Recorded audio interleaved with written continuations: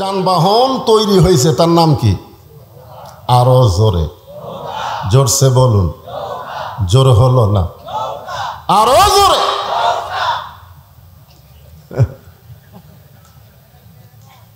Gamma সাহেব যদি এ কথা শুনতে পায়, গামা, তখন বলবে হুজুর তো আমাকে দলের লোক বাড়ায়, ও আজ উঠেই নৌকার মিছিল। জোরে কোন কথা ঠিক কিনা? স্বতন্ত্র, ও আচ্ছা আচ্ছা, ও স্বতন্ত্রই কাম করছে। আচ্ছা ঠিক আছে, কিন্তু তলে তলে ওই একই। একটা কথা হলো উপরে উপরে এক ভাব, তলে তলে আর এক ভাব। জোরে কোন কথা ঠিক কিনা? তো এখন এক বুড়ি মানুষ এসে বলতেছে, বাবা নুহু, এই শুকনা জায়গায় নৌকা বানানোর কারণ কি? নুহু বলতেছেন, বুড়িমা, বন্যা নামক একটা গজব আসবে, এ গজবে গোটা পৃথিবীর সবাই ধ্বংস হয়ে যাবে, শুধুমাত্র নৌকার ভিতরে যারা জায়গা পাবে তারা ধ্বংস হবে না। বর্তমানে বাংলাদেশে নৌকার ভিতরে যারা আছে তাদের কোনো টেনশন নাই। জোরে কোন কথা ঠিক কিনা? কিন্তু নৌকার বাইরে যারা আছে,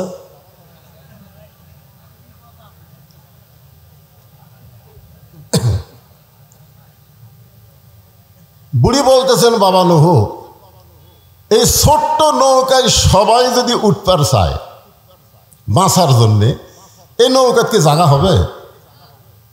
নুহু বললেন, বুড়িমা, এই নৌকার শর্ত হলো ইমানদার বান্দা বান্দি যারা নৌকার ভিতরে জায়গা পাবে তারা, বেঈমানদের জায়গা নৌকায় হবে। তার মানে বোঝা গেল নুহু নবীর নৌকা আর বর্তমানে নৌকা এক না। এক তো কোন নৌকার মিছিল করলেন? নুহু নবীর নৌকার মিছিল। জনগণ বুঝুক পাবলিক কি জিনিস। জোরে কোন কথা ঠিক কিনা?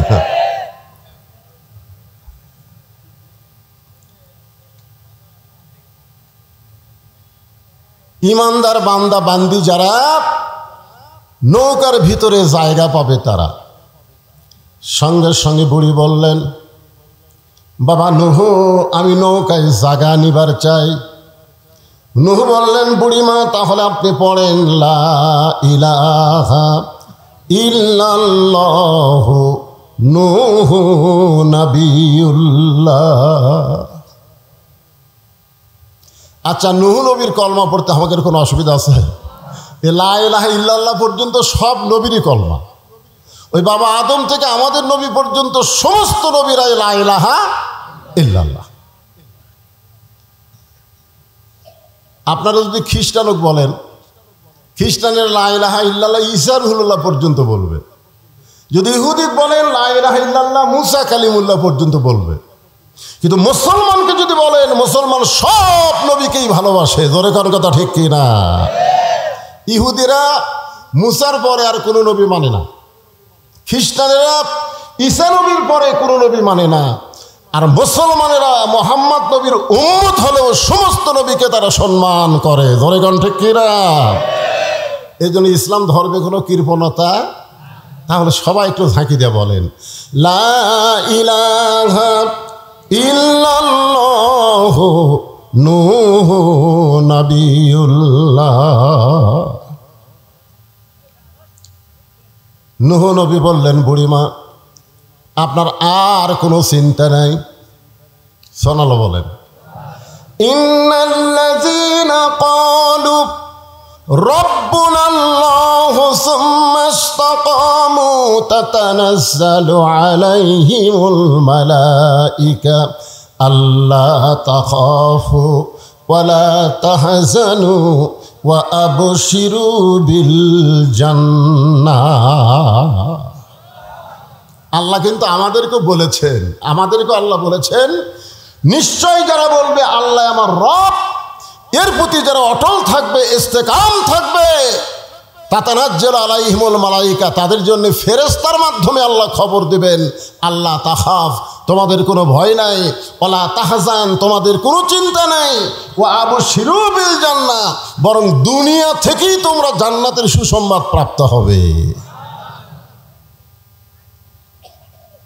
নূহ বললেন, বুড়িমা আপনার আর কোনো চিন্তা নাই, বন্যা গজব যখন শুরু হবে তখন আপনার হাতটা ধরে আমি নৌকায় উঠায় নিব। সঙ্গে সঙ্গে বুড়ি বললেন, আলহামদুলিল্লাহ। নৌকায় হাত ধরে তুলবার চাইছে কে? জোরে এখন কে তুলবার চাইছে? আর বুড়ি প্রশংসা করলো কার? তাহলে আপনারা কি বুঝলেন? কোন নেতার প্রশংসা করা যাবে? কোন চামচা হওয়া যাবে? এখানে বুড়ির বলা দরকার ছিল, বাবা নূহ তুমি অত্যন্ত ভালো একজন মানুষ বাবা, ওই বিপদের দিনে তুমি আমাকে হাত ধরে নৌকায় উঠাবা, তুমি খুবই ভালো মানুষ। বুড়ি এখানে নূহ নবীর কোনো প্রশংসা করেনি। ওয়াশকুরুলি, প্রশংসা করতে হবে কার? আল্লাহ ছাড়া অন্য কারো প্রশংসা করা যাবে? অন্য কারো করলেই ওয়ালা তাকফুরুন। বন্যা গজব শুরু হয়ে গেল। গোটা পৃথিবীর পাহাড় পর্বত পর্যন্ত 40 দিন পানির তলে ডুবেছিল। এত পানি হিমালয় পর্বত পর্যন্ত ডুবে গেছে। অনেকে বলে গজব খালি এখনই হয়। গজব খালি এখন হয় না, আগেও হসে। কথা কন না কেন? পানির জন্য দোয়া কি আল্লাহ নবী করেনি? এই কথা কন করেনি? এইবারে পানির জন্য আমরা একটু নামাজ পড়া দোয়া করছি। অনেকে কয় হুজুরকে দোয়ার আল্লাহ শুনতেছে না, শুনতেছে না। গতকাল পানি হয়নি, একটা বাতাস উঠছিল। আপনাকে মনে কি হয়েছে? আল্লাহ রে আমাকে মাহফিল আগামীকাল, আল্লাহ যেন পানি না দেয়। জোরে কোন কথা ঠিক কিনা? আমরা দোয়া করি পানি দাও, মাহফিল আর কয় না দে। যারা ধান কাটতেছে তারা কয় আল্লাহ আরো 15 দিন পর পানি দাও। আল্লাহ এখন কার দিকে যায় কোন? তো আল্লাহ পড়ে গেছে বেকায়দা। জোরে কোন কি কায়দা? এক লোক বলতেছে, হুজুর আপনারা যখন আদায় শুরু করছেন তখন আমার পাশের জমির লোক 2 মণ ধান দান করছে। আল্লাহ রাসূল বলেছেন, আস-সাদকাতুল বালা, দান সদকা করলে বালা মুসিবত হয় না। তো ঝড় ঝাপটা আসলে ওর জমির ধান বাঁচলে আমারটা বাঁচলি, তো আমাকে দেওয়া লাগবে কেন? কি দিল বারে ওয়াজ শুরু না করতে? আচ্ছা আচ্ছা ঠিক আছে, এটা ঠিক। আসসালামু আলাইকুম হুজুর, রুমালটা দিয়ে দেন। রুমাল মানে সব আদায় শেষ, খালি রুমালটা বাকি আছে। এই কয়েকদিন আগে যে ওয়াজ করলাম ওখানে আমি ওয়াজের আগে কিন্তু রুমাল দিয়েছিলাম, ঠিক কিনা বলেন? আজকেও কেবল সাইজ করে শুরু করতেছি। ইতিমধ্যে বললো, আচ্ছা রুমাল আলা কি রেডি আছে? কোথায় রুমাল পাটি কুটি? তাহলে রুমাল পাটি নেমে যাও। আর যারা আপনারা বসে আছেন পকেটের মধ্যে হাত ঢুকিয়ে দেয়া কিছু বের করে রুমালের মধ্যে দেন, ওই টাকাটা আপনার নামে আল্লাহ জান্নাতের ব্যাংকে অ্যাকাউন্ট করে দিবে। যাই যা পারবেন আল্লাহর হস্তে দিয়ে দেন। ওই যে রুমাল পাটি আল্লাহর হস্তে দিয়ে দেন। আমার মায়েদের মধ্যেও রেডি আছে তো? আচ্ছা ঠিক আছে। মহিলারাই তো আচ্ছা। আমার মায়েদের মধ্যে মহিলারা আদায় করবে। গতকাল যেখানে আমার মাহফিল, গত রাত্রে আপনারা ইউটিউবে হয়তো দেখতে পাবেন, মহিলাদের মধ্যে আদায় করবার গেছে, যায় শুনে মহিলাকে আদায় শেষ। তো কে আদায় করলো? মানে কমিটির লোক যাওয়ার আগে কমিটি যারা গাঁজাখোর, হিরোইনখোর, ইয়াবাখোর, ওরা আদায় করে লিয়ে আউট। গত রাতের মাহফিল। আজকে চিন্তা করেন মহিলাদের মধ্যে আপনাদের বিশ্বস্ত লোক দেন, কারণ এরকম কিন্তু হিরোইনখোর, গাঁজাখোর এখন দিন দিন বাড়তেছে। জোরে কোন কথা ঠিক কিনা? হ্যাঁ, মসজিদ মাদ্রাসা চোরের কাছে বলে, আর মসজিদ মাদ্রাসা কত নেতা চোর হয়ে মাদ্রাসার টাকা মারা খাচ্ছে। জোরে কোন কথা ঠিক কিনা? 4 টন গম টিয়ার দিবার কাছে তুলবার দেয় কয় 80,000 টাকা ঘুষ দিয়া, তারপরে কিসের টাকা কয় মসজিদের। যাক, আপনারা গামছার মধ্যে যে যা পারেন দেন, একটু জিকির করেন। লা ইলাহা ইল্লাল্লাহ, লা ইলাহা ইল্লাল্লাহ, লা ইলাহা, লা ইলাহা ইল্লাল্লাহ মুহাম্মাদুর রাসূলুল্লাহ আলাইহি ওয়াসাল্লাম। তো আমার পাশে চেয়ারম্যান সাহেব বসে আছেন, উনি তার গামছার মধ্যে দিবার পারলেন না। গামছা মনে হয় কেজির উপরে আসবি না। গামছা ট্রেজত আসে না, না গামছা ট্রেজত আসবি। উনি আমার হাতে 1000 টাকা দান করছেন। এরকম যদি কেউ ট্রেজের উপর দিবার চান তাহলে ফাঁকি দিয়ে দেন, আদায় একবার শেষ হয়ে যাক। কি কোন, আদায় একবার শেষ হয়ে যাক, এরপরে একটানা ওয়াজ হবে, কোনো প্রকার আদায় আর না। হ্যাঁ,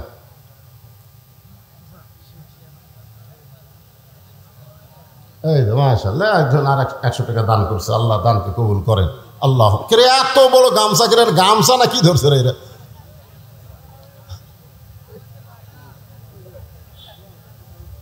হ্যাঁ, সবাই একটু মহব্বতে জিকির করেন বাজান। সবাই অন্যদিকে মন না দিয়ে আল্লাহর দিকে খেয়াল করে জিকির করেন। লা ইলাহা ইল্লাল্লাহ, লা ইলাহা ইল্লাল্লাহ, লা ইলাহা ইল্লাল্লাহ, লা ইলাহা ইল্লাল্লাহ, লা ইলাহা, লা ইলাহা ইল্লাল্লাহ। চাঁদ সূরজ আর গ্রহ তারা আল্লাহ নামের পাগল পারা। চাঁদ সূরজ আর গ্রহ তারা আল্লাহ নামের পাগল পারা। আমার আল্লাহ নামের এতই দয়া, আল্লাহ নামের এতই মায়া, লুকিয়ে রাখছেন হে আল্লাহ। লা ইলাহা ইল্লাল্লাহ, লা ইলাহা, লা ইলাহা ইল্লাল্লাহ, মুহাম্মাদুর রাসূলুল্লাহ সাল্লাল্লাহু আলাইহি ওয়াসাল্লাম। পৃথিবীর সমস্ত পাহাড় পর্বত একাধারে 40 দিন পর্যন্ত পানির নিচে। 40 দিন পর পানি যখন নিচে নেমে গেল, আস্তে আস্তে পানি শুকে যাচ্ছে। নূহ নবীর নৌকা যদি পর্বতে এসে ভিড়ে গেল।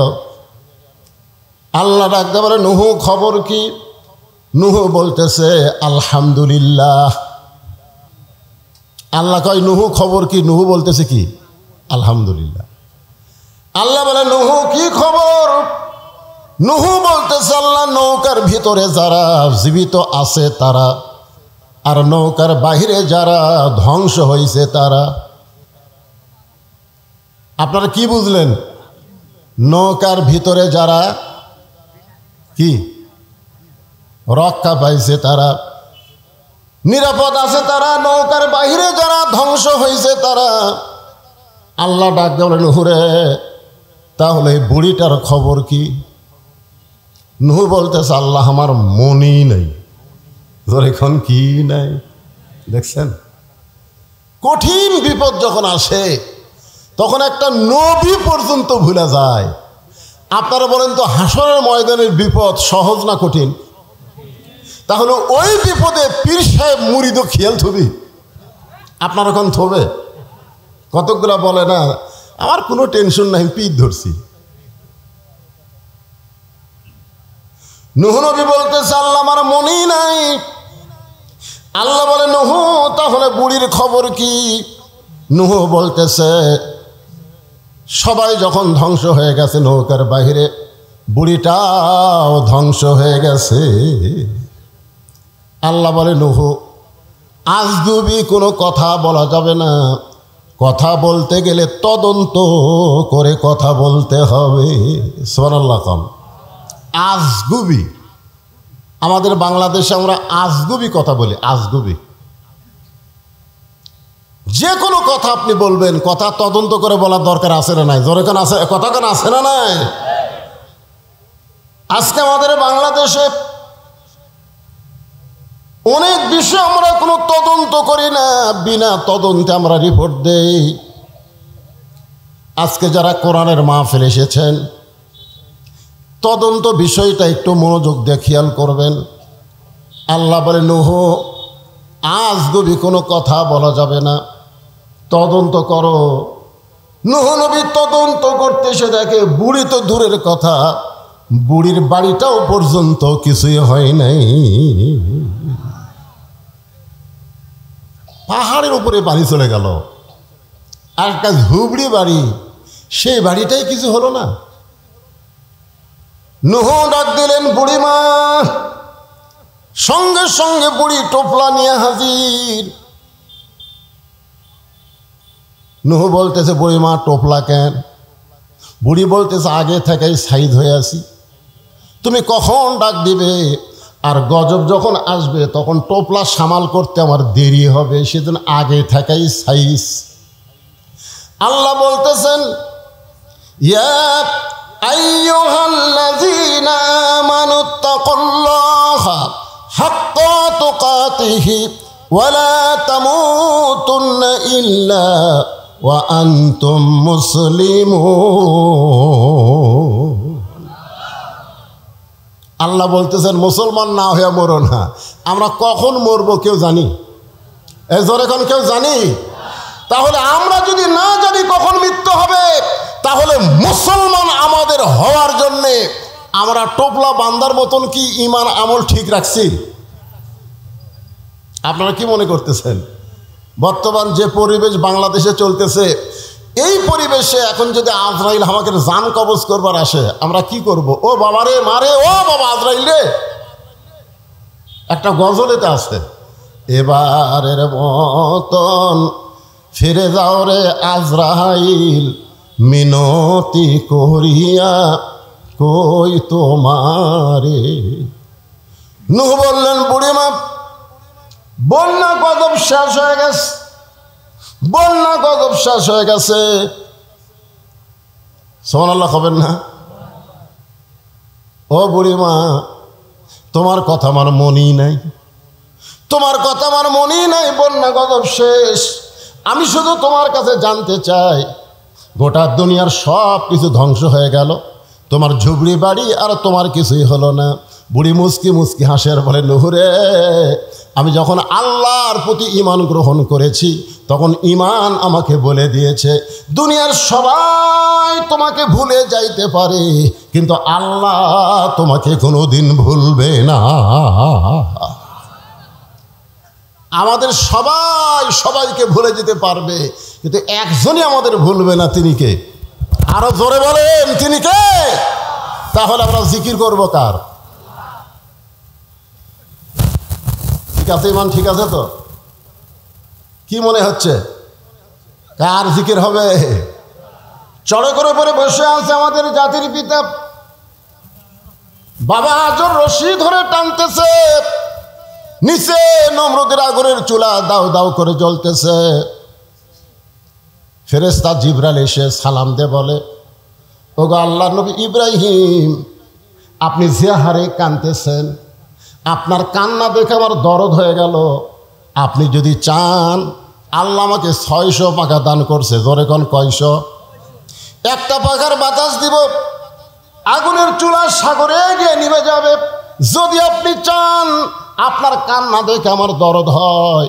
ইব্রাহিম বলে, জিবরাইল আমি একটা বারও নমরুদের আগুনের চুলার দিকে তাকাই নাই। তাহলে কাঁদতেছেন কেন?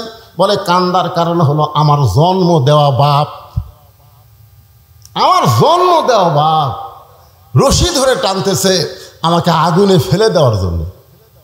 সন্তান যখন বিপদে পড়ে, বাবা তখন সন্তানকে সাহায্য করে। জোরে কোন কথা ঠিক কিনা?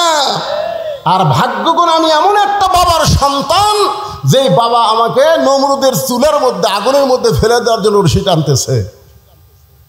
আপনারা বলেন তো, ইব্রাহিম নবীর বাবা মানুষটা কি ভালো না খারাপ? এ জোরে কোন, ভালো না খারাপ?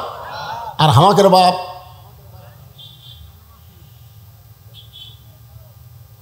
যেই বাবা নিজে নামাজ পড়ে, ছেলে নামাজ পড়ে না, এই বাবা ইব্রাহিম নবীর বাবার চাইতেও খারাপ বাপ। যেই বাবা তার সন্তানকে একদম বাগডম প্রাইমারি ভর্তি করে দেয়, হাফেজি মাদ্রাসায় ভর্তি করে দেয় না, এই বাপ ইব্রাহিম নবীর বাপের চাইতেও খারাপ বাপ। কথা কন না কেন? এইবার কথা বন্ধ হলো কেন? আপনি সত্যি করে বলেন তো, প্রাইমারির যদি আপনার সন্তানকে ভর্তি করে দেন, ওই সন্তান পাক হবে না নাপাক হবে? একেবারে পাক না পাক আপনারা বোঝেন না, কারণ পাক হবে না নাপাক হবে। আর এই হাফিজি মাদ্রাসায় যদি আপনার সন্তান ভর্তি করে দেন, ওই নাপাক হবে না পাক হবে? কারণ কি? কারণ হাফিজি মাদ্রাসায় যে শিক্ষা দেওয়া হয় সেইটা ধরবার গেলেই পবিত্র হইয়া ধরা লাগবে। জোরে কোন কথা, ঠিক কথা কন।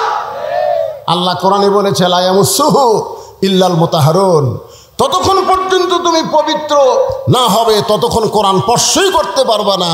যেই কোরআন ধরতে গেলে পবিত্র হতে হয়, সেই কোরআনের সমাজ যদি বাংলাদেশে চালু হয়, বাংলাদেশ কেমন দেশ হবে এটা বাংলার মুসলমান কল্পনাই করতে পারতেছে না। জোরে কোন কথা, ঠিক কিনা? একবার যদি কল্পনায় আনতে পারতো তাহলে মানুষের তৈরি আইন এইটা গ্রহণ করতো না। আল্লাহর কোরআন আইন বাস্তবায়ন করার জন্য নিজের জীবন আল্লাহ রাস্তায় কুরবানি দিয়ে দিত। জোরে করার কথা, ঠিক কিনা? কারণ আল্লাহ রাসূল বলেছেন মান সাআলাল্লাহু তাআলা আশ-শাহাদাতি বিসিদকিন বাল্লাগাহুল্লাহু মানাজিলাশ শুহাদা ওয়া মাতা আলা ফিরাশিহি। এই হাদিসের বাংলা অর্থ হলো, এই বাংলাদেশে কোরআনের আইন চালু হবে, কলেমার পতাকা পথ পথ করে উড়বে, এই নিয়তে যারা ইসলামে আন্দোলন করে আল্লাহ রাস্তায় শাহাদতের তামান্না নিয়ে চলে, আল্লাহ রাসূল বলেছেন ওই মাতা আলা ফিরাশিহি, সে যদি নিজের বিছানায় মৃত্যুবরণ করে বাল্লাগাহুল্লাহু মানাজিলাশ শুহাদা, হাসরের ময়দানে আল্লাহ তাকে শহীদদের কাতারে দাঁড় করাইয়া দিবে। আপনারা বলেন তো, শহীদের কোনো হিসাব আছে? এ কথা কন না, শহীদের কোনো হিসাব আছে? আর যারা আল্লাহ রাস্তায় শহীদ হয় তাদের মৃত্যুর কোনো যন্ত্রণা হয়? এ বাংলাদেশের কতকগুলা কোরআনের পাখিদেরকে ফাঁসি দেওয়া হলো, ফাঁসি দেওয়ার পরে আপনারা তাদেরকে দেখছেন? দেখেননি? মানুষ মরার সময় মুখ বেকা টেকা বহু কিছু করে মরে যায়। জোরে কোন কথা, ঠিক কিনা? হ্যাঁ ভাইজান, একটু মনোযোগ দিয়ে কথাগুলো শুনবেন। ফাযকুরুনি আযকুরুকুম ওয়াশকুরুলি ওয়ালা তাকফুরুন। এই আয়াতটাকে নিয়ে আপনাদের সামনে আলোচনা করতেছি। বাবা আমাকে রশি ধরে টানতেছে আগুনে ফেলে দেওয়ার জন্যে। রে জিবরাইল, নমরুদের চুলার দিকে আমি একবারও তাকাই নাই, কারণ আমার ঈমান বলতেছে আগুনের মালিক নমরুদ না, আগুনের মালিককে। সবাই বলেন আগুনের মালিককে। নমরুদ আগুন জ্বালাবার পারবে, কিন্তু পুরানোর ক্ষমতা নমরুদের হাতে নাই।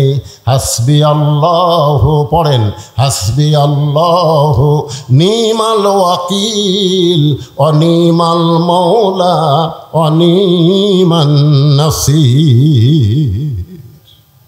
আল্লাহু আকবার করেন আপনারা, কি কথা রে ভাই?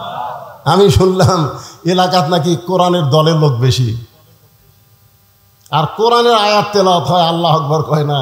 বাংলাদেশে বড় বড় দল যেগুলো আছে, যাকে আমরা বড় বড় দল বলি, এই বড় বড় দলের মধ্যে আল্লাহু আকবার নাই। জোরে কর কথা, ঠিক কথা কর না কেন? হ্যাঁ, ওরকে বহু মিছিল আমরা শুনছি, জীবনে কোনোদিন আল্লাহু আকবার শুনছেন? যদি কেউ ভুল করে আল্লাহু আকবার দেয়, ইচ্ছা করে তো দিবি না, ভুল করে যদি দেয় ও ঘাট ধরে বার করে দিবি। কিন্তু আমাদের দলের তো এই স্লোগান নাই। তা আপনারা কি সেই দলের মানুষ? তো কোরআনের আয়াত শুনলে ঈমান বাড়ে না কমে? একই কথা কয়দিন শুনবে? আল্লাহর কোরআনের আয়াতটাকে শোনেন, দেখি আপনাকে ঈমান কি বোঝে।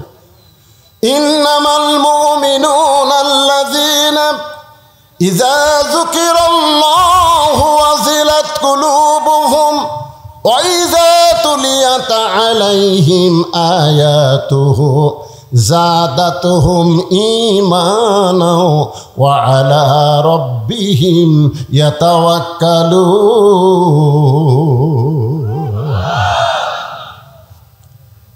আল্লাহ কয় ইব্রাহিম, তোমার ঈমানের যে পাওয়ার, নমরুদের আগুনের সেই পাওয়ারই নেই। তোমার ঈমানের পাওয়ারের কাছে আগুনের পাওয়ার ঠান্ডা হয়ে গেল। আমি আল্লাহ ঘোষণা করলাম কুল্লা ইয়া নারু কুনি বারদাও ওয়া সালামান আলা ইব্রাহিম। আগুনের চুলার উপরে ইব্রাহিম নবী স্মরণ করছে কাকে? জিকির করছে কার? আল্লাহকে। আসমানে ভুলে গেছে নাকি? আসমান থেকে আগুনকে শান্তিদায়ক বানায় দিল। আমরা সে আল্লাহর জিকির করব।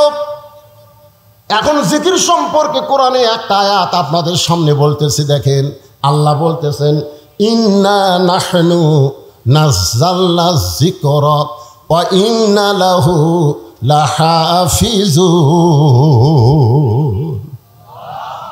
এই আয়াতের মধ্যে কি বলা হচ্ছে? ইন্না নাহনু নাযালনা যিকরা। আপনারা বলেন তো এই আয়াতে জিকির মানে কি? হ্যাঁ, দুই একজন কনকে, বাদ বাকি লোক কি বোবা নাকি? বোবা। তাহলে প্রথম আয়াতে জিকির মানে স্মরণ, এই আয়াতে জিকির মানে কোরআন। তাহলে কোরআনকে আল্লাহ জিকির হিসাবে নাজিল করেছে। এই কোরআন হেফাজতের দায়িত্ব দুনিয়ার কোনো মানুষের হাতে রাখে নাই। কোরআন হেফাজতের দায়িত্ব কার? আল্লাহ যদি ঠান্ডা বাতাস দেয় আপনাদের কোনো অসুবিধা থেকে ভাইরা? আমি তো বৈশাখ মাসের মাহফিলে আমি বলে দিই, এই যে উপরে যে কাপড় টাঙ্গাইনি, এই যে কাপড়, আমি এই সপ্তাহে যে কয়টা মাহফিল করছি এই খালি আজগাড্ডার উপর কাপড় দেখতেছি।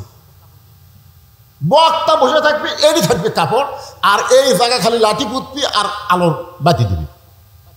সামান্য বাতাস ওটা কাপড় যদি ছেড়ে এখন এরা করে হাঁ করে এই টাকা দাও, মাঝে সাথে আদায়ের টাকা ওরকম দিতে শেষ। কারণ বৈশাখ মাসের বাতাস তো আক্কেল নাই, ধরে কোনো কথা ঠিক কিনা, ভিতরে ঘুরবি দেয় চাঙা দিয়ে তুলে যায়। বাতাস হোক, যে আবহাওয়া গরম আবহাওয়া হয়েছে, একটু বাতাস হোক। আপনার উপর দিক না তাকায়া এই কালো মানুষের দিকে একটু তাকায় থাকেন, অসুস্থতা নিয়ে আলোচনা করতে দিয়ে ভাইজান একটু মনোযোগ দিয়ে শুনবেন। তাহলে এখানে জিকির মানে কি? ইন্না, আরেকবার কই আয়াতটা কই তাহলে বুঝতে পারবেন। ইন্না নাহনু নাযালনা যিকরা ওয়া ইন্না লাহু লাহাফিজুন। এখানে জিকির মানে আপনার সবাই এক বাক্যে বলেন কোরআন, জোরে বলেন। এই কোরআন হেফাজতের দায়িত্ব কার? পৃথিবীর সমস্ত মানুষ যদি কোরআনের বিরুদ্ধে লাগে, আল্লাহ বলেছেন ইউরিদুনা লিউতফিউ নূরাল্লাহি বিআফওয়াহিহিম ওয়াল্লাহু মুতিম্মু নূরিহি ওয়ালাউ কারিহাল কাফিরুন। বাংলাদেশের সমস্ত মানুষ মুসলমান হয়েও যদি কোরআনের আইন না চায়, আল্লাহর কোনো ক্ষতি হবে না। জোরে কোন কথা ঠিক কিনা? আল্লাহর কোনো ক্ষতি হবে? কোনো ক্ষতি নেই। করেন না কেন? শয়তানের দল করেন, কি হবে? আল্লাহর কি হবে? আর আল্লাহর দল করলে আপনাদের কি হবে? কি লাভ হবে? সে লাভটা জানা লাগবে না? হ্যাঁ, খালি দল করেন, নামাজ পড়েন, রোজা করেন, বামপন্থী দল করেন, আর মসজিদের মধ্যে ঢোকেন ডান পায়ে, সিটারি করে।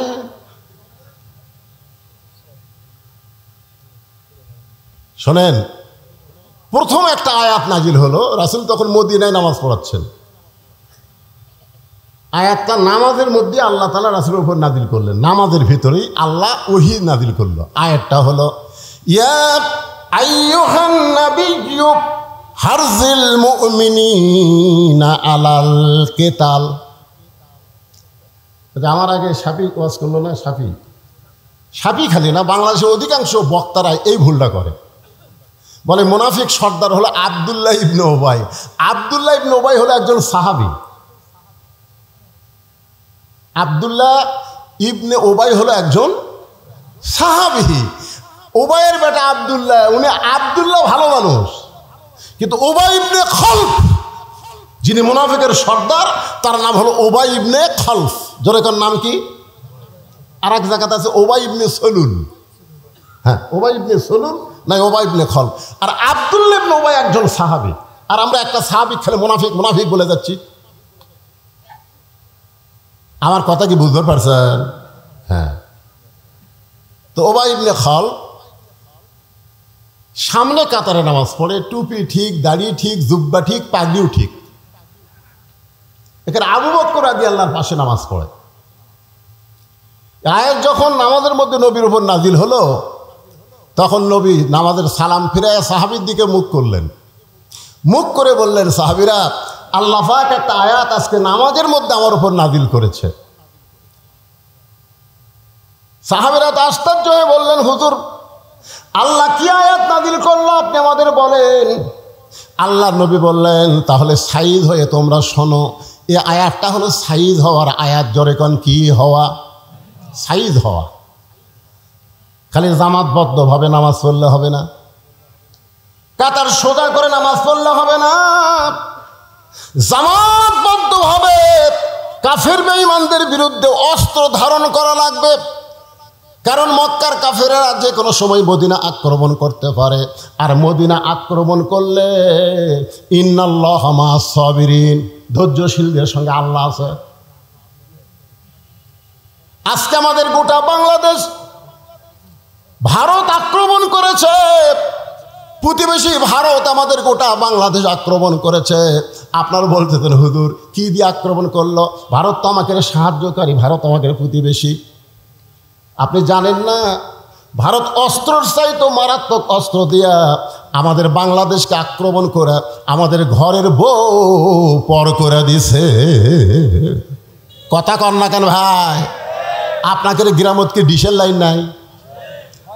আপনি যাই আজকে ভোগ কবেন যে বজরিশিতে এত ওয়াজ শুনিস, অমুক বক্তের এত ওয়াজ শুনিস, পর্দার এত ওয়াজ শুনিস, আজ থেকে ভারতের 2টা চ্যানেল বাদ দিবি, স্টার জলসার জি বাংলা, এই 2 চ্যানেল দেখা হবে না। খালি এই কথা কবেন, দেখবেন তো বউ আপনার পক্ষে আছে না চ্যানেলের পক্ষে গেছে। আপনি খালি এটা খেয়াল করবেন।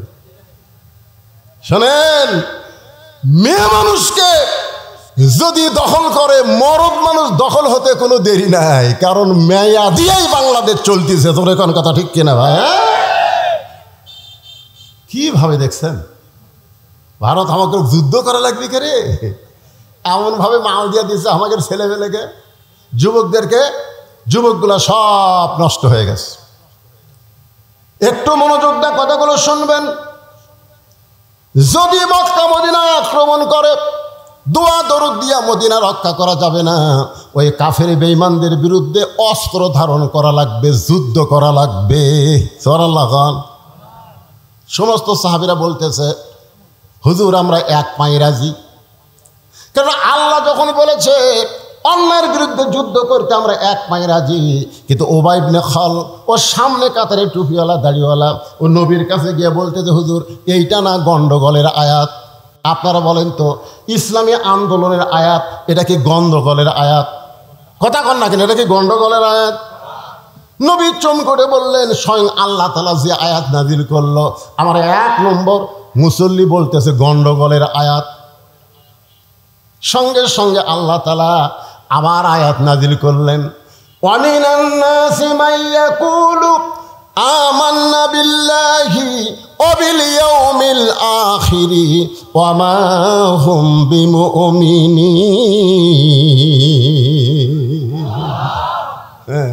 মানুষের মধ্যে অনেক টুপিওয়ালা দাড়িওয়ালা জুব্বাওয়ালা নামাজিওয়ালা থাকবে, আল্লাহ বিশ্বাস করবে, আখিরাত বিশ্বাস করবে। আল্লাহ বলেছে ওরা মুমিনই না, ওরা মুমিন নয়, ওরা হলো মুনাফিক। বাংলাদেশে আল্লাহর কোরআন দিয়ে চলুক এই নিয়ত যদি কারো অন্তরে না থাকে, ওর একটা ইবাদত আল্লাহর দরবারে কবুল হবে না। জোরে কোন কথা ঠিক কিনা? আপনারা বলেন তো, যতগুলা শায়েক আমাদের বাংলাদেশে আছে, এই শায়েকের মধ্যে কোন আন্দোলন আছে? এ কথা বল না কেন আছে?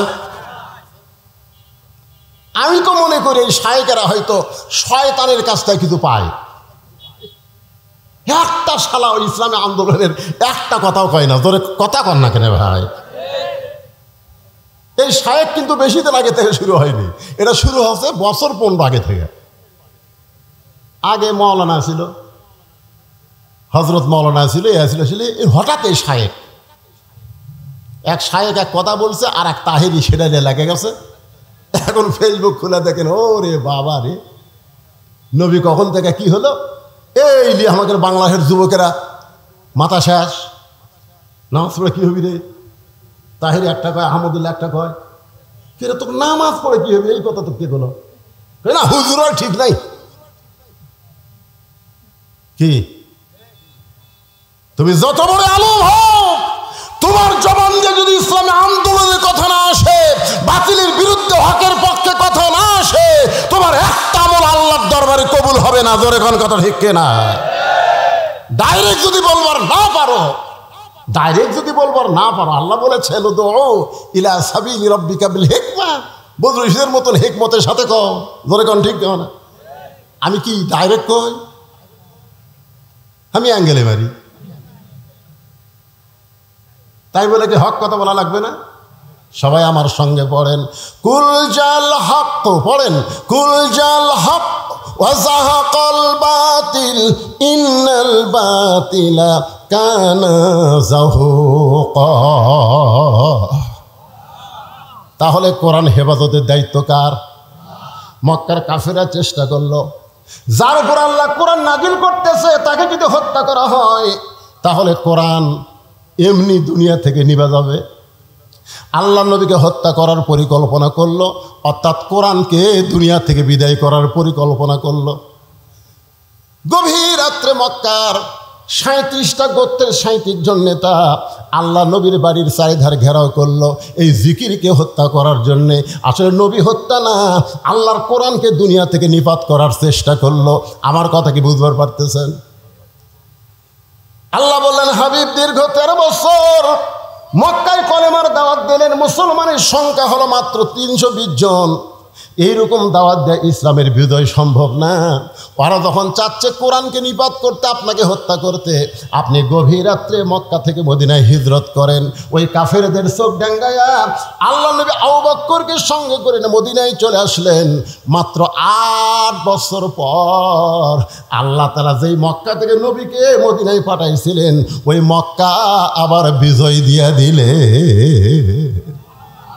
সবাই পড়েন আমার সঙ্গে, ইজা জা নাসরুল্লাহি ওয়াল ফাতহ ওয়া রাআইতান নাসা ইয়াদখুলুনা ফি দীনিল্লাহি আফওয়াজা ফাসাব্বিহ বিহামদি রাব্বিকা ওয়াস্তাগফির ইন্নাহু কানা তাওয়াবা।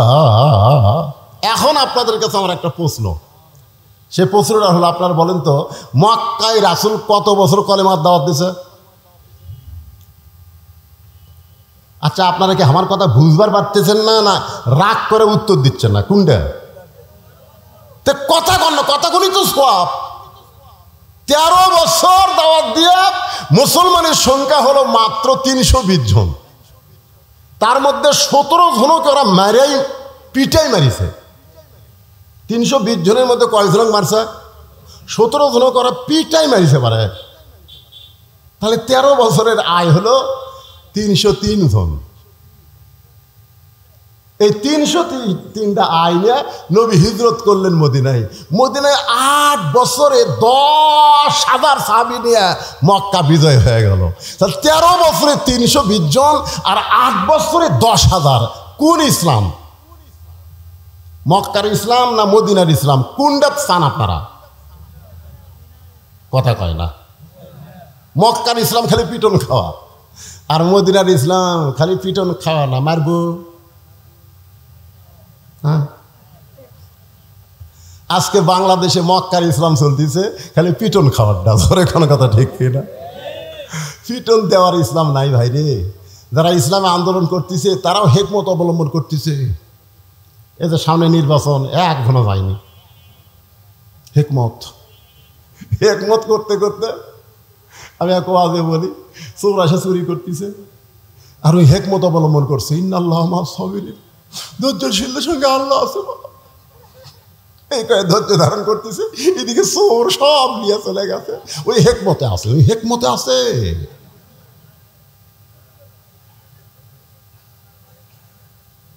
কি আমাদের বগুড়াতে একবার ওই ভোট কেন্দ্র দখল করবে আওয়ামী লীগ, বিএনপিও ডানাস, আওয়ামী লীগ ডানাস। ভাই যারা ভোট কেন্দ্র দখল করবে ওরকে 3টা পিঠাই মারিছে। এই মারা মাত্র 1 জায়গাত মরিছে, সঙ্গে সঙ্গে গোটা কাহার নন্দীগ্রাম আর কোনো গ্যাঞ্জাম নাই। কি বুঝতেছেন? সারা জীবন খালি 2 হাত তোলা দোয়া করবেন। আমার ওয়াজের মধ্যে আছে এই 2 হাত খালি দোয়া করার হাত না, লাঠি ধরারও হাত। জোরে কর কথা, ঠিক কথা কর না কেন? খালি হেকমত অবলম্বন করতেছে। চোর সব চুরি করে লিয়ে গেছে, খালি লিয়ে যাক, বার এবারে লিয়ে যাক। সামনেবার আমি সজাগ হবো, সামনেবার সজাগ হবি। ওই সামনে আস্তে আস্তে আবার চোর আসবি। আপনি খালি হেকমতই ধরবেন। এই করতে করতে 16-17 বছর চলে গেল। জোরে কোন কথা কন না কেন? একটু মনোযোগ দিয়ে শুনবেন। আল্লাহ নবী মক্কায় থাকতে কলেমার দাওয়াত দিয়েছেন, কারণ নবী ছিলেন ইমাম আর আবু জেহেল ছিলেন নেতা। নবী ছিলেন ইমাম আর আবু জেহেল হলো নেতা। এই কারণে 13 বছরে মুসলমানের সংখ্যা হলো 320 জন। কারণ জালেম যদি নেতা হয় আর ভালো মানুষ যদি মসজিদের ইমাম হয়, ওই মসজিদ দিয়ে কোনোদিন সমাজের 1 পয়সা উপকার হবে না। জোরে কোন কথা ঠিক কি না? জালেম হচ্ছে নেতা আর আলেম হচ্ছে ইমাম। আল্লাহ দেখলেন ইসলামের ধারা পাল্টাতে হবে, এই নবীকে হিজরত করে মদিনায় নিয়ে গেলেন। মদিনায় নিয়ে যাওয়ার পরে আল্লাহ তাআলা সর্বপ্রথম নবীকে দিয়ে একটা মসজিদ বানায় নিলেন, যে মসজিদের নাম হলো মসজিদে কোবা। ধরে কোন মসজিদের নাম কি? যারা হজ করছেন, এখানে যারা হাজী সাহেব আছেন তারা সবাই মসজিদে কোবা চেনেন, অথবা যারা ওমরা করছেন তারাও চিনেন। ওই মসজিদের মধ্যে 2টা রাকাত নামাজকে যদি আদায় করে, আল্লাহ খুশি হয়ে তাকে একটা ওমরা হজের সওয়াব দিয়ে দেয়। কাবা ঘরে 2 রাকাত নামাজ পড়লে আপনি 2 লক্ষ রাকাত নামাজের সওয়াব পাবেন। মদিনায় যদি 2 রাকাত পড়েন আপনি 1 লক্ষ রাকাত নামাজের সওয়াব পাবেন। বাইতুল মুকাদ্দাসে যদি 2 রাকাত পড়েন 1 লক্ষ রাকাত নামাজের সওয়াব পাবেন। আর মসজিদে কুবার মধ্যে 2 রাকাত পড়লে একটা উমরা হজের সওয়াব পাওয়া যাবে। তাহলে চিন্তা করেন মসজিদে কুবার এত দাম কেন? এই বাংলার মুসলমান, মসজিদে কুবার দাম কেন জান লাগবে না? মসজিদ কি জন্যে? মসজিদ কি জন্যে? কয়েকদিন আগে যে আপনাদের সঙ্গে ওয়াজ করলাম, ওখানে মসজিদের কিছুটা গুরুত্ব তুলে ধরছি। ব্যারাস যতই দল করো, মসজিদের মধ্যে কয় দল? জয় খান না কেন? 1 দল। আওয়ামী লীগ, বিএনপি, জাতীয় পার্টি, জামাত সব কাতার সোজা করতেছে। মসজিদের প্রথম যে আজান হলো সেই নামাজ হলো জোহরের নামাজ। আজান দিলেন হযরত বেলাল ইবনে রেবাব। নামাজ চলতেছে মসজিদে কোবার মধ্যে। সেখান থেকে মসজিদ নববী বদলি হয়ে গেল। মসজিদ নববীতে মেহরাব আছে, মসজিদে কোবার মধ্যে কোনো মেহরাব নাই। যারা ঢুকছেন তারা বুঝতে পারবেন। মেহরাব হলো অস্ত্র রাখার জায়গা। মসজিদে কোবাতে অস্ত্রের ঘোষণা আসে নাই, মসজিদ নববীতে অস্ত্রের ঘোষণা আইছে। প্রথম যুদ্ধ হলো বদরের যুদ্ধ। সেই যুদ্ধটা হলো পবিত্র রমজান মাসে। জোরে কোন কি মাসে? পবিত্র রমজান মাসে। 311 জন সাহাবী হয়ে গেছে। 311 জন। জোরে বলেন কয়জন? এমন সময় 2টা ছোট বাচ্চা দৌড়ে নবীর কাছে এসে বলতেছে, ইয়া রাসূলুল্লাহ, আমরা 2 ভাই জিহাদের ময়দানে যাবার চাই। আল্লাহ রাসূল বললেন, জিহাদ কোনো ইয়ার কি মারার জায়গা না, তোমরা ছোট মানুষ, তোমরা যুদ্ধের কি বুঝবা? বলে, হুজুর আমরা জিহাদে যাব, নিয়ত করেছি। কারণ জিহাদের ময়দানে কেউ যদি শহীদ হয়ে যায়, আপনি বলেছেন শহীদের মৃত্যু একটা খুদি পিঁপড়া কাটার চাইতেও আযাব কম। মানে এক কথা আযাবই নেই। একটা খুদি পিঁপড়া যদি আপনার কামড় দেয়, আপনি এর চটকে দেন না? হুজুর আমরা শহীদ হওয়ার চাই। আল্লাহ রাসূল বললেন, জিহাদের ময়দানে শহীদ হতে গেলে তার একটা মাপ হওয়া লাগবে। বেলাল, দেখি মাপের কাঠি নিয়ে আসো। একজনের নাম হলো মুআফেজ আর একজনের নাম হলো মুআজ। মুআজ আর মুআফেজ 2 ভাইয়ের। মুআজকে মাপের মধ্যে নিয়ে আসা হলো। মাপে দেখা গেল 5 ফুট লম্বা হয়ে গেছে। আল্লাহ রাসূল বললেন, মুআজ তুমি লম্বাই হলা 5 ফুট, তোমাকে জিহাদের ময়দানে যাওয়ার হুকুম দেওয়া হলো। মুআফেজ বলতেছে, ইয়া রাসূলুল্লাহ, ও লম্বা হবার পারে, কিন্তু আমার চাইতে ওর শরীরে শক্তি কম। ওগো আল্লাহর নবী, আপনি যদি আমাদের 2 ভাইকে কুস্তি লাগা দেন তাহলে দেখতে পারবেন লম্বা হলে কি হবে, ওর গাওয়াত কোনো শক্তি নাই। নবী তাবাসসুম মুস্কি হাসি দিয়ে বললেন, ঠিক আছে তোমরা 2 ভাই কুস্তি করো। 2 ভাই যখন কুস্তি করতেছে, ছোট ভাই মুআজকে কানে কানে বলে, ভাই তুমি তো মাপে হয়েই গেছো ভাই, তোমার তার কোনো টেনশন নাই, কিন্তু এই কুস্তিতে তুমি একটু দুর্বল হয়ে আমার বুকের নিচে পড়ো, আমার বুকের নিচে পড়ে যাও, তাহলে আমি তোমার বুকের উপর থাকলে নবী আমাকেও যাওয়ার পারমিশন দিয়ে দিবে। মুয়াজ বলতেছে নবী কিন্তু সাধারণ বিষয় না, হয়তো বুঝতে পারবে। বলে ভাইজান বুঝবার পারবে না, তুমি একটু দুর্বল হয়ে নিচে থাকো, আমাকে একটু তোমার বুকের উপর উঠে দাও।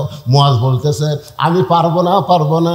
এবার মুয়াব্বেস কানে কানে বলতেছে ভাইরে তুমি বলো তো আল্লাহ রাসূলকে জীবনের চাইতে যদি বেশি ভালোবেসে থাকো, তাহলে বলো ডান দিক থেকে যদি কাফেররা নবীকে লক্ষ্য করে তীর মারে, তুমি না হয় ডান দিকে থাকতে পারো, কিন্তু বাম দিক থেকে যদি তরবারি মারে, বাম দিকে কে দাঁড়াবে বলো? আমি থাকবো ডানে, তুমি থাকবো বামে, তুমি থাকবা সামনে, আমি থাকবো পিছনে। আমাদের জীবন যতক্ষণ থাকবে আল্লাহ রাসূলের দেহ কাফেরদের অস্ত্র যেন স্পর্শ না করে।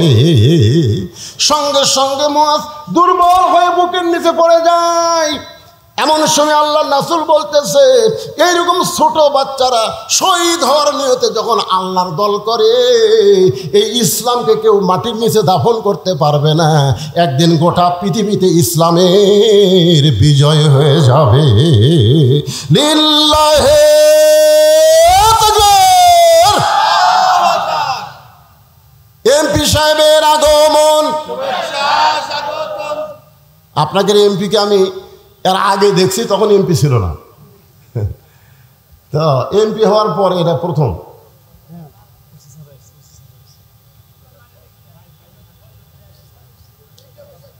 মান্দা থানার অফিসার ইনচার্জ সাহেবের আগমন, সবাই বলেন শুভেচ্ছা স্বাগতম। আরে ভাই এখন আসেন, ওপর আসেন। না না না এমনি অনেক রাত হয়ে গেছে, আসেন আসেন আসেন।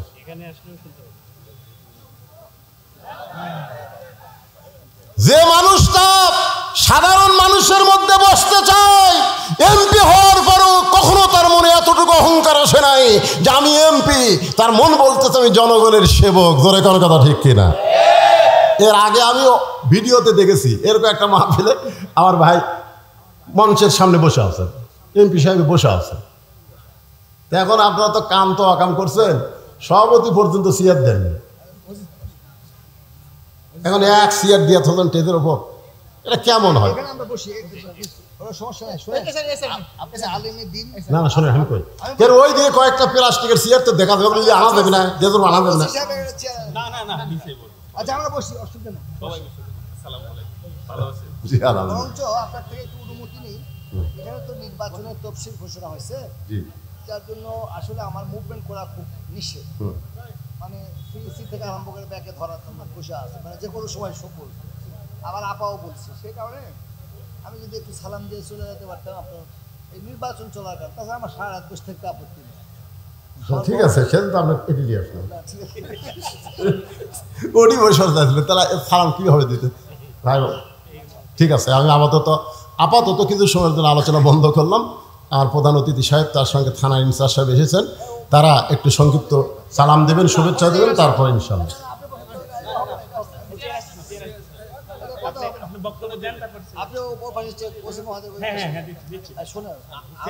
আমরা জনগণের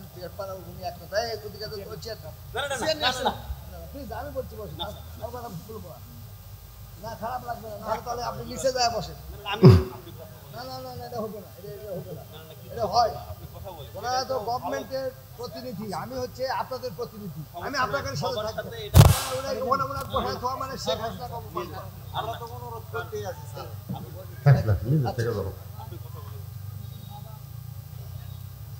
বিসমিল্লাহির রহমানির রহিম।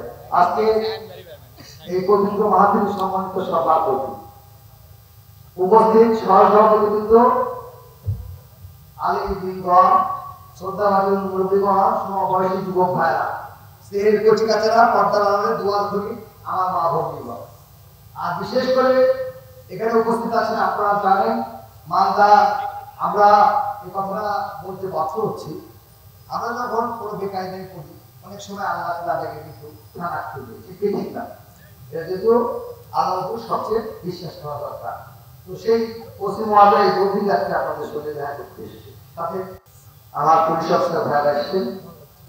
এখানে আমার এই এলাকার স্নেহের নেতৃবৃন্দের মধ্যে জাহিদুল আছে, জাহিদুল আছে, মাস্টার আতাউল আছে, উজ্জ্বল আছে, এবং ঘুরতে গেলে অনেক। কাশেম ভাই আসতে কথা ছিল, আসছে কি? আচ্ছা, চলে গেছে। এখন ব্যাপার হচ্ছে যে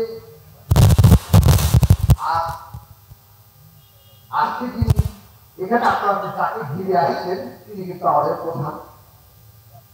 ইনি কিন্তু আসলে প্রধান অতিথি, আপনি ঠিক কি ঠিক না? উনি বিখ্যাত একজন আলেম, আলেমের দিন, এবং উনি কিন্তু বাংলাদেশের একটি খ্যাতি সম্পন্ন তাফসীর কোরআন মাহফিলের একজন আলোচক। এবং এইটা আমরা যারা জেনারেল লেখা পড়া জানি সবাই আমরা ডাক্তার সলিমুল্লাহ নাম শুনেছি, ডক্টর সলিমুল্লাহ। উনি কিন্তু সচিবদের নিত। তো সেখানে উনি বলেছেন যারা তাফসীর করে কোরআনে তারা যেটা জানে Dhaka university, Rajshahi university professor বা ভিসি নাও জানে না। তাহলে মূলত তাকে খেয়ে কিন্তু আমরা এখানে সমবেত হচ্ছি, ঠিক কি ঠিক না? এখন আপনাদের সার্ভিসের নতুন হিসেবে আপনারা আমার মাইক দিয়ে দিলেন, বলুন তো ধরে কিছু এই শোনাবাতো ঘটনাবাতো কি ঠিক কি না? হারা বলছেন না কেন? যার জন্য আমি এখানে কথা বেশি বলবো, কথা যা বলার উনি বলবে। এবং এখন নির্বাচন চলছে, গণতান্ত্রিক রাষ্ট্র ব্যবস্থায় রাষ্ট্রের বাণী হচ্ছে জনগণ, পৃথিবী দেশে এসেছে। তো সেই জায়গা থেকে আমাদের কিছু বার আছে যারা আমরা এক্সিস্টিং এমপি, তাদের নির্বাচন চলাকালীন সময় বিভিন্ন জায়গায় বিশেষ করে নির্বাচনে কোনো কথা বলার সুযোগ ওইভাবে নাই। এবং এই কথা বললে প্রগতি সাহেবেরও সমস্যা। আমার মনে করো খালি দোয়াটার কালিয়া ঘুরিচ্ছে রিটার্নিং অফিসার, এমন কিন্তু সব নির্বাচন কমিশনের আওতায় চলে গেছে। প্রগতি সাহেবেরও সমস্যা, আমারও সমস্যা। তো সেই কারণে আপনারা আপনাদের সাথে কথা বলতে দেবেন। যাই হোক, তারপরেও সেটা আপনারা বুঝে শুনেই দেবেন। নির্বাচন চলছে, তো এখানে আলোচনাকে রেখে কথা বলা আসলে সমস্যা। তারপরে একটু বলবো, সেটি হলো কেন বলি, সেটি হলো আপনারা 7 তারিখে যে জায়গায় আমাকে নিয়ে যে দাঁড় করেছেন, যে জায়গায় আমাকে দিয়েছেন 30 তারিখে যেখানে আমি শপথ নিয়েছি, ওখানেও শপথ ছিল। সেই শপথ কোরআনের সাথে সাদৃশ্য সম্পূর্ণ শপথ। তো সেই জায়গায় যে জায়গায় নিয়ে যে আপনারা দাঁড়িয়েছেন, দাঁড় করে দিয়েছেন, আমি আমার গায়ের কান্না করে জুতো করে দিলে আপনাদের ঋণ শোধ করতে পারবো। বাংলাদেশে 3টি আসন, তার মধ্যে একটি আপনার এখানে আমাদের প্রিয় নেতা অনুরোধ ছিল আমি, তারপর দ্বিতীয় কোনো ব্যক্তি আমাদের, আমরা তো সবাই কোনো না কোনো দলের রাজনৈতিক যারা করলে কোনো না কোনো দলের থাকি, আমরা কিন্তু এটা নিঃশর্তভাবে করতে পারি, কিন্তু আমরা সামাজিক কাজকর্ম করতে কারো কিন্তু কোনো বাধা নাই। এখন সেই জায়গা থেকে আমি আপনাদের কাছে দিই, আমি যেটা বললাম, আমি আমার গায়ের চামড়া খুলে জুতো করে দিলে রিকশন করতে পারবো না। ইতিমধ্যে আপনাদের জন্য আমি কাজ শুরু করেছি। আপনারা মাটি কাটার কাঠ দেখে দিচ্ছেন, আমি মাটি কেটে দিচ্ছি, ইনশাআল্লাহ কোনো সমস্যা নাই।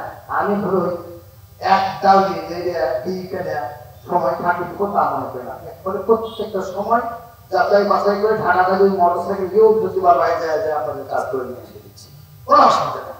যেখানে যাই সেখানে ইনশাআল্লাহ কিছু সুযোগ পাই। দেশপক্ষ শিখেছে রাখা আপনি গতকালকে অনেক কিছু নিয়েছি, কয়েক কোটি টাকা নিয়ে এসে দৃশ্যমান হতে মাস 2-3 কিছু সময় লাগবে। এটা যে একটা মাস চলে না আপনার জন্য, জুন মাস ব্যয় হয়েছে, এই কারণে 19 হচ্ছে তারপর প্রতিটা ইউনিয়নে সমহারে রাস্তাঘাটগুলো দিয়ে দেওয়া হবে ইনশাআল্লাহ। তো আমি আজকে একটি কথা শুধু বলতে চাই, সেটি হলো আমরা যখন এরকম সুন্দর সামিয়ানার মধ্যে বসে আছি, আমার ফিলিস্তিনি ভাইরা কি আছে? থাকতে পারছে? থাকতে পারছে। আজ থেকে 75 বছর আগে ওই ইসরায়েলকে আমার মুসলমান ভাইরা দয়া করে থাকার জায়গা হয়ে গেছে। তখনও কিন্তু আমেরিকার একটা চক্রান্ত ছিল, তথাকথিত দ্বিতীয় বিশ্বযুদ্ধের পর এগুলো অনেক কথা ওখানে তারা খুঁটি গেড়ে বসেছিল। আজকে মানবতা বাতিল করা, রাতও অনেক হয়ে গেছে, কাজ কামের দিন, কি কন? প্রধান অতিথির বক্তব্য শেষ, আর আমি তো অসুস্থ, সেটা ওয়াজের শুরুতেই শুনলেন। এরপরেও জিকির সম্পর্কে আলোচনা শুরু করেছিলাম, শেষ একটা আয়াত বলে আমি আপনাদের সবাইকে নিয়ে আখেরে মোনাজাত করব। এখানে আল্লাহ আর একটা আয়াতে বললেন, ইজা নুদিয়া লিস-সালাহ মিন ইয়াউমিল জুমআ ফাসআউ ইলা যিকরিল্লাহ। এখানে জিকির মানে কি? এই জিকির নিয়েই কিন্তু কথা শুরু হচ্ছে। সেই জিকির থেকে আল্লাহর কোরআনকে আপনার জিকির স্বীকার করলেন, আর সেই কোরআনের আলোচনা করতে আজকের মাহফিলের প্রধান অতিথি সাহেব মঞ্চে এসে গেলেন। আমি তাকে নিয়ে সভাপতি সাহেব আমাকে বলতেছে, হুজুর আমি একটু যাবার চাই। বললাম না, আপনি যাইন না, আমি কিছুক্ষণের মধ্যেই মাহফিলের এই ভাঙ্গা মাহফিল আর চাঙ্গা করা যাবে না, আমরা সকলেই মোনাজাতে শামিল হব। সকলে ইস্তেগফার পড়ে আস্তাগফিরুল্লাহাল্লাযী লা ইলাহা ইল্লা হুয়াল হাইয়ুল কাইয়্যুম ওয়া আতুবু ইলাইহি আল্লাহুম্মা আমিন। আল্লাহুম্মা আনতাস সালাম ওয়া মিনকাস সালাম তাবারাকতা ইয়া যাল জালালি ওয়াল ইকরাম। আয় আল্লাহ তাআলা, তোমার নবীর এতিমঘর হাফেজি মাদ্রাসাকে লক্ষ্য করে আজকের এই জান্নাতের বাগান সাজাইছিল আল্লাহ। কঠিন গরমের ভিতরে তোমার হাজারো বান্দা বান্দে আজকের মাহফিল উপস্থিত হয়েছিল আল্লাহ। আজকের এই মাহফিলকে আমাদের সকলের হেদায়েতের জন্যে, নাজাতের জন্যে, জান্নাতের জন্যে কবুল করেন। এই মাহফিলের শুরু থেকে শেষ পর্যন্ত যত আলোচনা হয়েছে আল্লাহ, যদি কোনো ভুল হয় মাফ করে দেন, জাহাদিয়া মঞ্জুর করেন। সোনার মদিনায় নবী পাকের রওজা মোবারকে আল্লাহ কবুল করে নেন। তামাম আম্বিয়ায়ে কেরাম, আসহাবে কেরাম, তাবিঈনে কেরাম, তামাম পৃথিবীর মাটির নিচে যত মুমিন মুমিনা শুয়ে আছে আল্লাহ, সকলের আরওয়াহ আর হাদিয়া কবুল করেন। আমরা যারা হাত তুলেছি, আমাদের জনম দুঃখনী মা বাবা যাদের কবরে চলে গেছে আল্লাহ, মা বাবার কবরকে জান্নাতের টুকরা বানিয়ে দিন। আমাদের বাপ মা যাদের জীবিত আছে আল্লাহ, এই নিয়ামতের হায়াত বাড়ায়া দেন। আল্লাহ, আমি অসুস্থ, আমার মতো যারা অসুস্থ হাত তুলেছে আল্লাহ সুস্থতার নিয়ামত দান করেন। ফিলিস্তিনের মুসলমানকে আল্লাহ আপনি বিজয় দেন। ফিলিস্তিনের মুসলমান নিজের জন্য যুদ্ধ করে না, তোমার বাইতুল মুকাদ্দাসকে রক্ষা করার জন্য যুদ্ধ করে। আল্লাহ, বাইতুল্লাহ তুমি আবাবিল পাখি দিয়া আব্রাহা বাদশাকে ধ্বংস করে দিলে, তোমারই বাইতুল মুকাদ্দাসকে হেফাজত করার জন্য আল্লাহ তুমি মুসলমানদেরকে বিজয়, ফিলিস্তিন মুসলমানদের হেফাজত করো। যারা জীবন দিয়েছে তাদেরকে শাহাদতের মর্যাদা দান করো। যারা আহত অবস্থায় আছে হাসপাতালে তাদেরকে সুস্থতার নিয়ামত দিয়ে দাও। আল্লাহ, আজকের মাহফিলের সম্মানিত সভাপতিকে আল্লাহ তুমি কবুল করো। আজকের মাহফিলের সম্মানিত প্রধান অতিথি আল্লাহ, এর আগে আমি মান্দায় অনেক মাহফিল দেখে করেছি, তাকে তখন এরকম নেতার আসনে দেখি নাই। আজকে তিনি নেতার আসনে বসে জনগণের চাকর হিসাবে নিজকে প্রমাণ করতেছেন।